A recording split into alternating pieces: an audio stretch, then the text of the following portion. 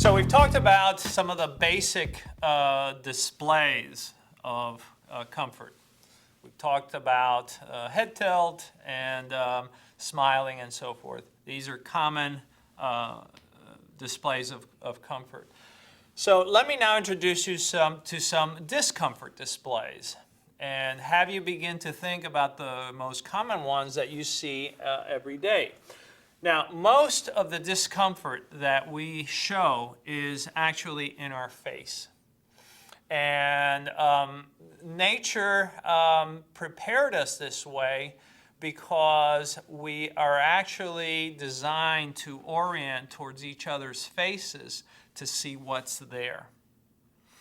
This is not just cultural, this is universal. We orient towards the face to see what's there, to see if there's comfort or discomfort. Do we see a smile? No smile. Do we see head tilt?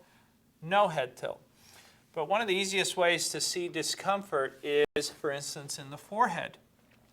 Do we see any furrowing of the forehead? Do we see the knitting of the eyebrows and so forth?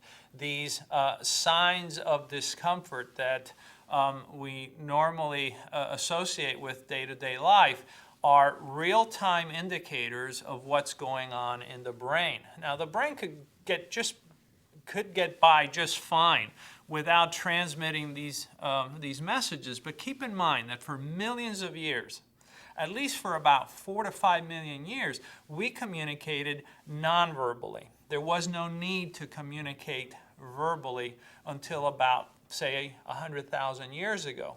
So this communication is very ancient in us and exists to let each other know that something is going on in our brains. So we look for signs of discomfort first and foremost on the face. We'll see it in the forehead. We'll see people touching their foreheads, rubbing their forehead. You've all seen somebody going like this. Yes, there is an issue. Something is bothering them. Maybe they have a headache, maybe there's stress, whatever, but it's indicated in the face. The next area that we often see it is in the eyes. When things are good, our pupils, the orbits of our eyes dilate. When things are bad, they constrict. And they constrict to the level which is really significant because you can see someone that you perhaps don't like or you are reviewing an issue that you don't like, and you'll actually begin to squint. Your eyes will squint to begin to transmit this discomfort. And you say, well, why is it that we have this need to transmit? It's very simple. For millions of years, we needed to tell each other how we felt at any one time. And a baby is born the same way. It needs to communicate how it truly feels moment by moment. And so the face is one of the best places to look for that. We talked earlier about the neck. The neck will become very rigid and very tense when things are bad. In fact, it becomes so tense that what do we usually see? Somebody rubbing their neck, massaging their neck because they are under so much stress.